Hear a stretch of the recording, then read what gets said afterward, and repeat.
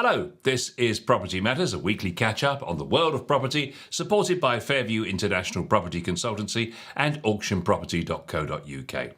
Live every Sunday, 10 a.m, YouTube, Facebook, LinkedIn, and our website, propertymatterstv.co.uk. If you're watching on our website, please leave us a Google review. If you're watching via social media, get involved in the conversation below. The email address for discussion topics is hello@propertymatterstv.co.uk. And if you don't have the chance to listen to us on a regular basis on Sunday morning at 10 a.m, you can get us on the move with the podcasts available from the podcast sites over on the far side of the screen. And we're live across the week on Dilsay Radio. So let's say good morning to our specialist property expert, Joe Joshi. Morning, Joe. I like the specialist bit. Yes. Yes, good morning. Good morning to everybody. Good morning to our listeners and viewers, wherever you are. And of course, the world of property continues to flourish. Let's have a look at the rental market, Joe, because we haven't talked about that for a couple of weeks. It's always close to the top of mind, but not at the moment. So the latest Zoopla data is in. This is for March 2024. And as you can see on the screen, I'll read it out for those listening. We're 7.8% annual inflation now for new lets in the UK. So UK inflation slows to 7.8%, a 2-year low for the rental market. Rental demand down 20% year on year as one-off pandemic factors ease and the labour market cools. A fifth more homes available for rent than a year ago, but current supply still below pre-pandemic average. Rental inflation slows rapidly in London to 5.3% as supply and demand imbalance narrows and affordability pressures a hit pace of rent rises. Scotland remains the area with the fastest annual growth at 11.6%. Over half of private rented homes are in the £1,000 a month plus per month category. And rental affordability at decade high and unlikely to improve very quickly. Expansion in rental supply is the main route to better affordability. So let's just dissect that very slowly. The heat is finally coming out of the UK rental inflation. The heat is finally coming out of UK rental inflation, which has slowed to 7.8%, down from 11% a year ago, the lowest rate for 2 years. The average rent in the UK now is £1,223 per month. Lot to dissect and unpack there, Joe. What's your thoughts already? Well, I mean, the rental market was absolutely on fire over a year ago. It's always down to supply and demand, Paul. And the demand was very, very high because obviously when interest rates went up, the chances of people having to buy or in a position to buy became a little bit of a challenge, to say the least. So the rental market was absolutely cooking on gas. That's kind of settled down a little bit. So it's obviously not as high as it was. Having said that, the right kind of property, if it comes on the market, doesn't last more than a couple of days. It does get snapped up, and the demand is still high. In terms of the values, yes, I mean, £1,250 a month is a far cry from where it was not that long ago. I mean, literally within the last 3 or 4 years, it's gone from what used to be an average one bedroom at £700-800 a month now to £1,200-1,500 a month. It's almost doubled in that sort of time. And that's based on a number of things. And one of them is the supply and demand. The demand got very, very high. The supply was very, very limited. And also there's a number of people that came out of the market and are still exiting the market. Those are landlords that got properties that they had at lower rates. And now those rates have gone so high that it's just not viable for them to keep. And so subsequently they want to sell. So that demand changes a lot. There's not as much available, though there is now a little bit more coming back to the market, and perhaps some new people entering the buy-to-let market, hoping that they've got a new sort of bar set for what they could be achieving, and based on what they're borrowing. So quite a mixed bag of lettings going on, and still out in the jury's out on all the changes that the government still wants to make on the private rental market as well. So it's all in abeyance. But for those that can't afford to or can't even get onto the run of the first ladder for first time buyers, rental is the only direction for them. Yeah, I can imagine a lot of cash buyers are looking at taking up some of the properties that landlords that were using a buy-to-let mortgage may have sold, and so they could have entered the market and maybe got different sums to add up for them. It's interesting to see that the moderation in rental inflation is down to weakening demand and growing affordability pressures rather than a major expansion in supply. Levels of new investment by private landlords remain low. The average letting agent now has 12 homes for rent. This is a fifth higher than last year, but 28% below the pre-pandemic average, which was 16. So it's interesting, isn't it, that people are not choosing to rent. So I guess, where are they living? It must be perhaps still with parents, maybe. Who knows? But they no other choice unless they're unfortunate enough to be in a cardboard, out on the streets. Yes, where people are people still living at home, and it makes eminent sense from their point of view. It gives them a chance to save, and it gives them a chance to sort of get their ducks in a row in order to either go out and rent and buy. And also, the rentals have become so expensive. So there's two aspects that are happening: living at home and a massive market in sharers, huge market. I go back to the early days, back 30 years ago, and it was a massive thing that people would buy a two-bedroom property as opposed to a one-bedroom where they could, knowing full well that the second room was always going to be something that they were going to rent out or share out. And some other areas that have actually killed that are things like the Airbnb. But so either parents or short-term rental or sharing has become the way. The affordability factor is now become a huge thing, especially in London, perhaps, and in the home counties. There was never a thing about affordability. There was never a situation where somebody had to sort of go and do a whole reference check on someone, check their income, all that kind of stuff, just simply to rent a property. It was very simple in the old days. You want to rent a property, you like it, you put your deposit down, and hey presto, move in. But now there's a whole barrage of questions that are brought up, and in that are these situations where they've got to actually check out the affordability. So an average person has got to earn X, 35, 40, 45,000 pounds, even in order to get a simple rental property. So that does cause a huge problem for people that want to rent. And so subsequently, they either do short term sharing or stay at home.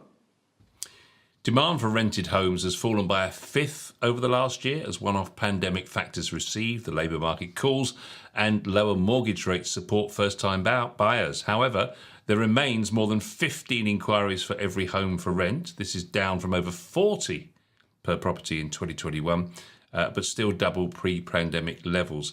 So that's interesting, isn't it? So therefore, the number of inquiries is less, so people presumably staying at home, but also maybe that's because obviously lower mortgage rates, people are saying, well, do you know what? I'm not going to rent anymore. I'm just going to go and see if I can get a property for myself. Either way, the test for affordability is a driver. Now, if they can, of course, so you're right there, if they can afford to go and buy, why do they want to rent? And actually, even with the rates where they are, if you look at the balance between rental value and mortgage value is far more attractive at the moment than rental. So, if you're looking at a one-bedroom flat, for argument's sake, and paying 1,500 quid a month more rental on it, you could probably pay a mortgage of a grand and save 500 quid at this moment on the some of the fixed rates that they've been offering. And so that has been a discussion that has happened with some people where they come in and say, look, you know what, it's going to be a tough thing, but I go to the bank of mum and dad, borrow some money from them, put the deposit down, and I'd rather go and have a mortgage. In some ways, it's actually a more serious commitment as well, Paul.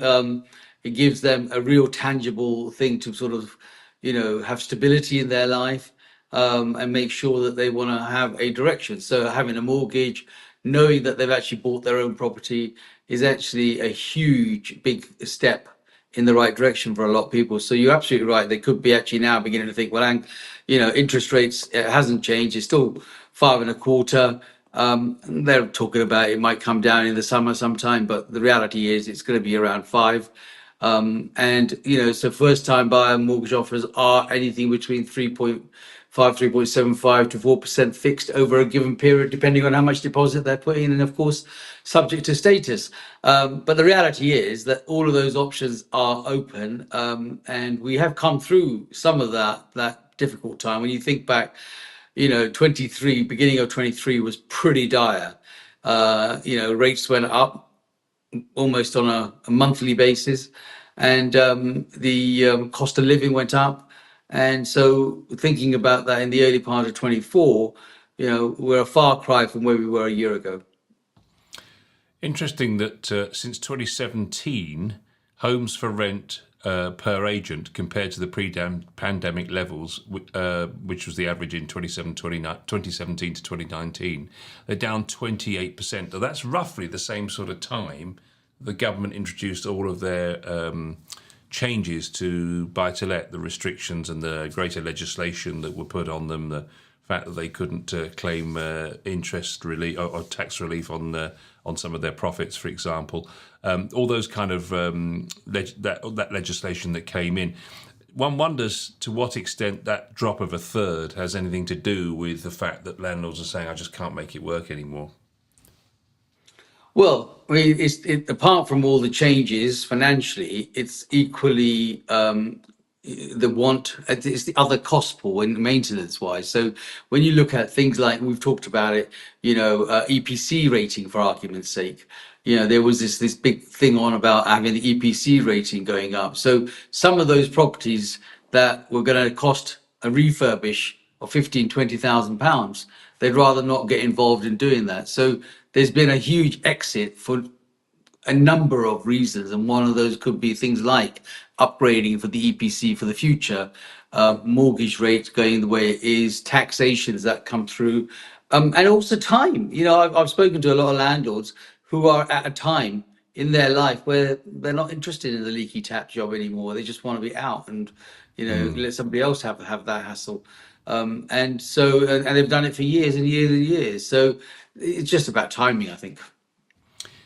Wonder what the situation is. On the screen now, we've got the rental inflation figures from January 23 to January 24. So this is year on year to January. So if we look at London on the screen there, so what it was saying was basically a year ago in January, rental inflation was 15.3% in London. It's a third of that now. It's 15.1 exactly. Oh, sorry, 5.1, I beg your pardon.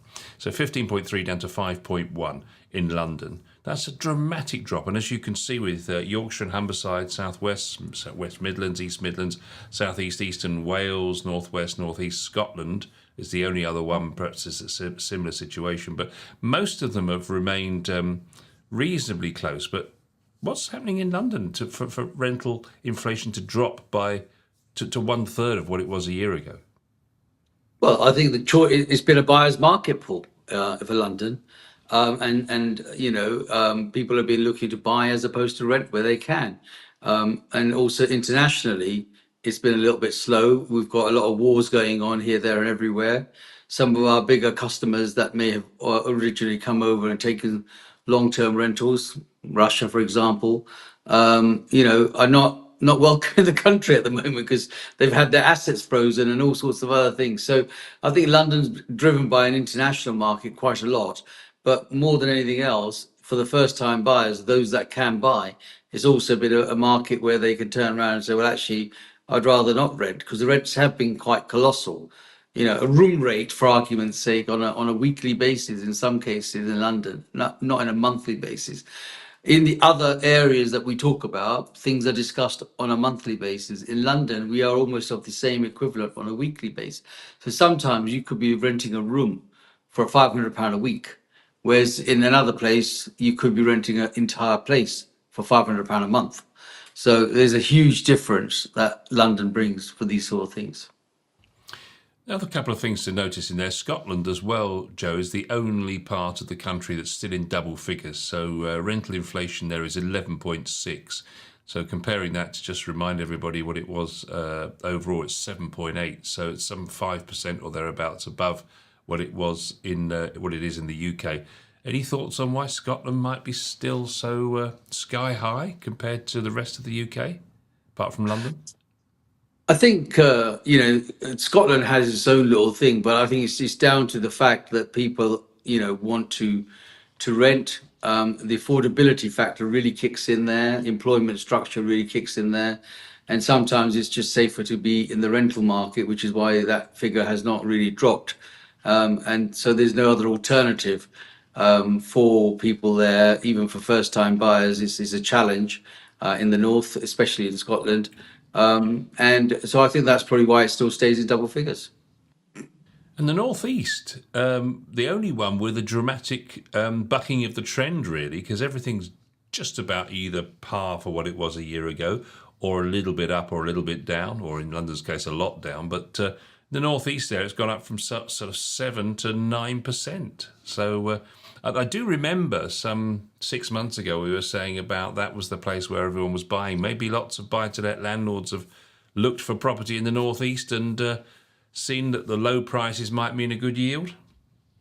Well, yeah, I mean, the North has provided a very, very good return on investment yield-wise. So there's no question about how many people have invested. I think the only thing that we find after they've invested is manageability and the fact that you could be driving for 3, 4, 5 hours to get to somewhere, which may sort of take out the fun out of the profit sometimes, because the travel itself could cost you a fortune to get there. But the reality is that those areas did provide a good value. I mean, we got recently instructed on a property in Hartlepool of all places, and a small property there, 10 grand you can buy that for. And in some places down here, you can't even think about a deposit for that kind of money. So but somebody will buy that at £10,000 or thereabouts, and we're guiding it at £10,000, and you might find that somebody will buy that, but the rentals aren't that good. But by comparison, for yield, return on investment, you might find that someone's going to pay you, I don't know, £300 or £400 a month for something like that, and that's still a great return on that investment. Yeah, put it on the credit card. But yours is good enough for that black card you got is great. You can do that. In your dreams. Right, half of the rented homes in Britain are £1,000 plus per month in many markets. The pandemic years have driven a step change in rents, which have jumped 29% higher since January 2020. This has pushed many more rented homes into higher rental brackets. Analysis of average rents by local authority reveals that over half of rented homes, 51%, are now in markets with average rents of over £1,000 a month, which is almost double the level 5 years ago. So that's a stark reminder, really, Joe, isn't it? We're sitting here talking about the fact that things are slowing down and things are looking more affordable. But that last bit there, almost double the level of 5 years ago. Rents are now over £1,000 a month. Yeah, I mean, rents are crazy, honestly, by comparison.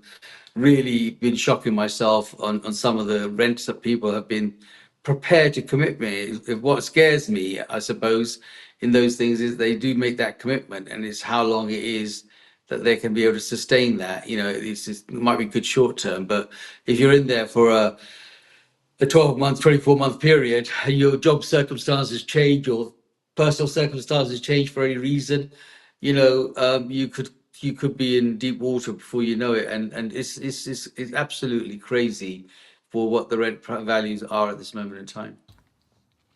Yeah, they're saying that nearly all private rented homes, so 51% across the country, but if you look in the southeast, nearly all private rented homes are in that £1,000 plus per calendar month, compared to less than half as it was in 2020. If you go to the east of England, it's 70% today compared to 24% in 2020. Over half of the rented homes in the southwest are above this level. What I wanted to move on to was the new build to rent city centre rental markets, because this is a new economy that we have touched on this, and we did talk about the fact that maybe the government would like proper institutions to run big rental companies and have a sort of corporate structure to the rental market. And talking in this report here, Zoopla says that the growth of the £1,000 per calendar month areas is now expanding into regional markets. outside the south of England as new city centre rental markets emerged. The rise of corporate and institutional investment in rented homes has led to the delivery of over 90,000 new build to rent homes across the UK in recent years, with more to come. House builders are also starting to sell homes to corporate landlords. We find a fifth of rented homes in Scotland, the North West and East Midlands and West Midlands are now in areas over £1,000 per calendar month. No local markets had rents over £1,000 per calendar month outside the south of England just 3 years ago. The North East is the only area with no markets over this level, while Yorkshire and Humberside has just 4%. So that's interesting, isn't it, that they're building these build-to-rent places. They're either renting them out themselves or they're selling them on to corporate landlords. Well, let's pick that up for a bit by bit. The corporate landlord situation is good and bad. The good thing is obviously for the builders, they've got a ready-made buyer. The bad thing is as long as corporate landlords come in, it's a bit like going back to the old days when the buy-to-let was invented. You know, small landlords came into the market. It meant that the first-time buyers was just never ever going to get onto that onto that run of the first run of the ladder, because corporate landlords will just say, okay, we'll buy a whole block from you, and then they'll rent it out, and so they'd never get a chance to be into the market. So that has a minus and a plus side of things. Of course, the plus side of it from a corporate landlord's point of view is that they can actually steady the rental values, and they can not yo-yo as much as they do based on supply and demand. So if they've got a block of 100 flats at all one bedrooms, for argument's sake, you know, they can have it linked to some sort of inflation whereby they say, look, you know, in the next 2 years, it might go up by 2, 3, 4, 5% in the rent value, but fundamentally you are going to be all paying about the same. In a funny sort of way, it feels almost like a hotel, or should I say apart hotel is a big word that is put around Europe. So they have apart hotels where they have an apartment that operates a bit like a hotel operation. They provide all the facilities and you just have your own little section in that, and you can rent that, come and go as you please, short term, long term, weekly, etc., etc. So, you know, there is a little bit of European style, especially coastal holiday European style, coming into this, where people could say, well, actually, I could take it and leave it, you know, a bit like an Airbnb, except the Airbnb rules are fairly stringent because everybody's in it. But if the corporates are just going to do it, maybe they can do short-term, long-term rentals. Just wrapping this one up, Joe, Zoopla say that looking ahead, they projected UK rental inflation would halve over 2024 to 5%. It's almost there. The consensus among economic forecasters is that the average earnings growth will slow to just below 4%. It means no immediate prospect that rental affordability will improve over the rest of this year. A sustained expansion in available supply would drive a faster slowdown in rental inflation than we might expect. It's likely to result in rents falling in some city centre locations. This may well happen in 2024, but not on a scale that would impact the headline growth rate. Ongoing low levels of net new investment means below average levels of rental supply are set to persist, supporting headline rental inflation. The clear conclusion is that the best way to improve affordability is to boost rental supply. More supply will continue to come from the new build sector, here we go, but the big needle mover would be more investment by private landlords. This is currently looking unlikely, and further rationalisation of landlord portfolios in the face of higher mortgage rates and growing regulation will offset any increase to new investment in the rental supply. It strikes me that the government's relying on the cavalry here, and that's those big corporate investors to come in with these new builds. Well, look, they've got massive targets. They're never going to meet those targets the way they are designed. They need to, and we have discussed this. You look at some of the major supermarkets that sit on huge sites have now started to come into this corporate rental market because they can build, you know, 1,000, 100,000, 20,000, 50,000, I don't know, apartments, properties on some of their land. So if you go into an out of town supermarket and you've got this huge spread of a supermarket and nothing in the air. So now what they're thinking about is, well, actually, we've got the car parking, which is not always used 24/7, 365. We've got land and airspace. Why don't we just put another block on top? A, we got ready-made customers coming into our shop 24/7. B, we've got a car park full, and a full car park always means that other people feel they need to go to that store because something must be going on. And the idea goes on. So as far as I'm concerned, they are really counting on some of these people. And majority of the supermarket people like Tesco's and even John Lewis, Waitrose, those people are all beginning to sort of go into the corporate rental market. Not corporate in the sense that they only want to rent out to corporations, but as a corporate, they're offering private renters that opportunity to rent, which has been a failing in some cases on housing associations. Now, housing associations have had lots of handouts and actually not done what they should have done because they always want to nick it. They want to buy it for next to nothing, and then come in. They say they're not for profit making and they're charitable status, etc. But of course, they, like most people, will get a very expensive CEO who's been paid stupid money to come and stand there. So they're still getting paid to do the job. But the reality is that they're not actually, showing a profit. But housing associations have really come under a lot of criticism for a lot of reasons. Some of the things we talked about last week on our program, when they've had all these situations where they have inflated rentals, inflated service charges, all those things that have actually tarnished the image of some of the housing associations. Indeed. Let's move on to our second story, and this is one of your favourites, Joe. It's estimated that there are just over 1.5 million properties sat abandoned and derelict across England and Wales. This comes from analysis from Property Lender Together. They find, as of 2023, the total of 1.55 million residential homes are worth in the region of £531 billion if renovated and reintroduced to the housing market. These homes are registered as completely abandoned with no usual or short-term residence in place or use as a second home, without any clarity on plans for sale or redevelopment either. Close to 1 in 5 empty homes, 18%, have been vacant for at least 6 months, a study found.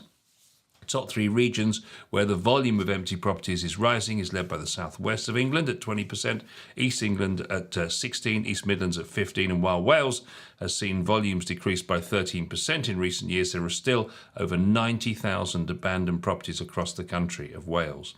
Indeed, 36% believe addressing the crisis of the UK's abandoned and derelict homes should sit high on the government's levelling up agenda, second only to the cost of living. So, looks like you've got public opinion on your side, Joe. My question is, though, somebody must own that property, and how are you going to persuade them to make any changes? They're sitting on it for a reason, doing nothing with it for whatever reason. How are you going to make them change it? Presumably they're privately owned. Yes, this is an observation I've been making for many years, and we've talked about it on our show, I think, several times over. I've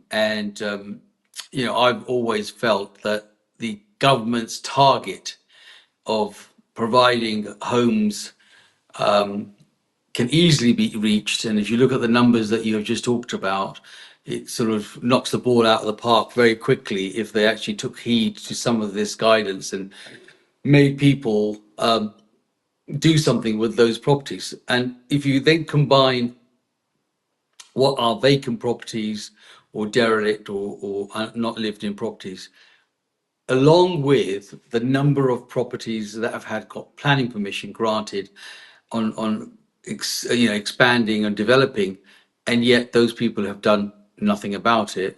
With those two combinations, we would meet the targets hands down, if we got on with it and actually put some time on it and put some spin on it and said, look, if you don't do this, we're going to do X, Y, Z. So what can be done? First of all, potentially, I'm not saying this is correct, potentially there could be some sort of CPO, compulsory purchase orders, on properties that last and lie empty for an unreasonable amount where they haven't brought them into back into sort of function. Sometimes you drive around the country and it just throws me because I do a lot of that, as you know, drive around the country and looking at properties, and it just blows my brains that something is just sitting there, for years on, roofs caved in, it's just not doing anything. It belongs to someone, and that someone is either now elderly, it's part of a trust or part of an estate. Someone somewhere doesn't know, they might be ill. It just could, the whole barrage of things that could happen. And so subsequently it just sits there doing nothing. In the meantime, it could be. And also, I think that if incentives were given, and this is a new one you hear here first, if incentives were given to someone to say, I've got a derelict property, I can't afford to do anything with it, but if you want to come in and renovate it and rent it, then I will give you a rent-free period for the next 5 years because I've earned nothing out of it for the last 20 years.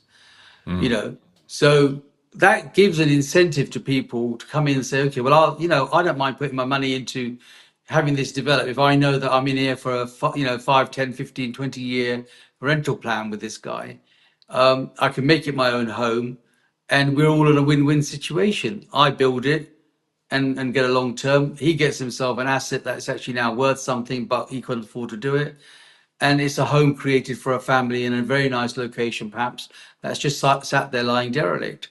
So there's lots and lots of thoughts and processes that not just I could come up with, but I'm sure people in the industry come up with and actually can make it happen, which is why it's good to see that Lucy has kind of brought this forward, to the front, about saying that there's all these homes lying empty and what can we do to do it.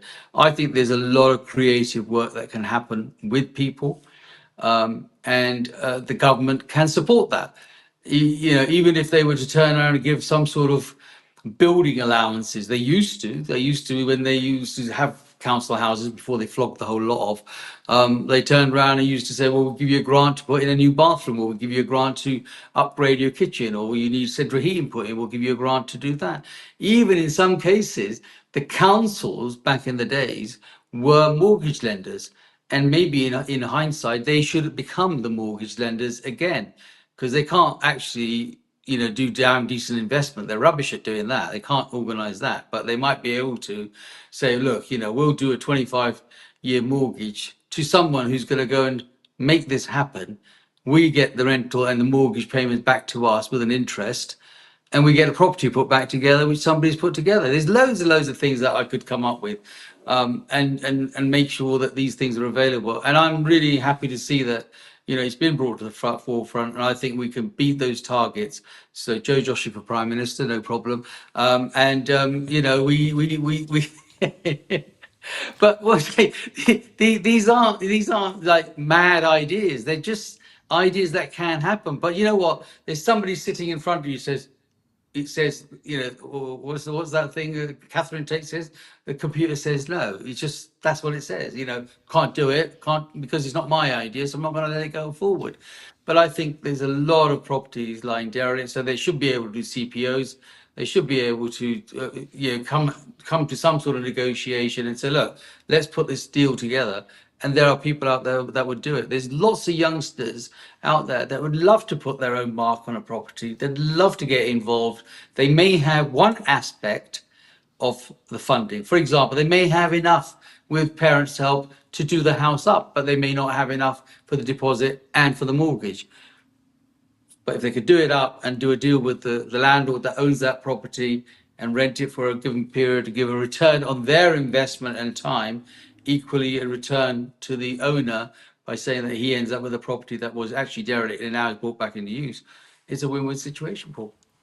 Yeah, Property Lender Together has got together with Homes Under the Hammer presenter Lucy Alexander to back the campaign to get some headline news, which is why everyone's talking about it. I guess, as you rightly say, 1.55 million homes in the UK, Joe, are sitting there dormant. But you did mention last week, of course, one of the barriers is the huge rise in the cost of renovation. So you were talking about £300 per square metre last week. That does make it very difficult. So there's got to be incentives put in there somehow.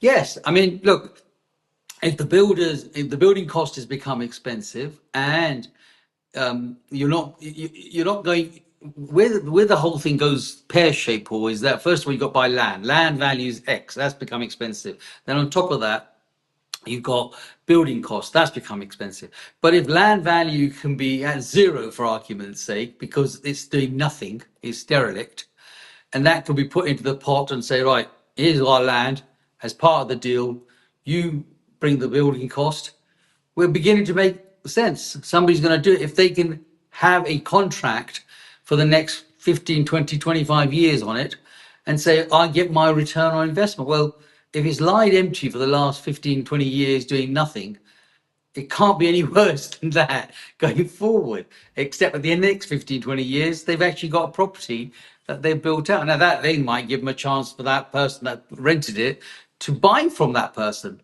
You know, it might be say, okay, well, we've been here now, we've shown you our affordability, maybe we can do a mortgage with you. And councils and local councils can get back into the mortgage market very, very easily.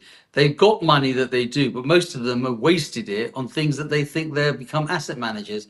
They're not asset managers. They can't manage nothing. They can't manage the basic council tax and the potholes, let alone go and do a property portfolio. So, you know, do what they're supposed to do and let somebody else do the things that they're good at doing. Absolutely. Well, we'll keep an eye on that story as it develops. I'm sure over the coming months, it's one of Joe's favourite topics, so it's not going to go away anytime soon on this programme, that's for sure. Thank you as always, Joe. Thank you for watching. We'll be back with another Property Matters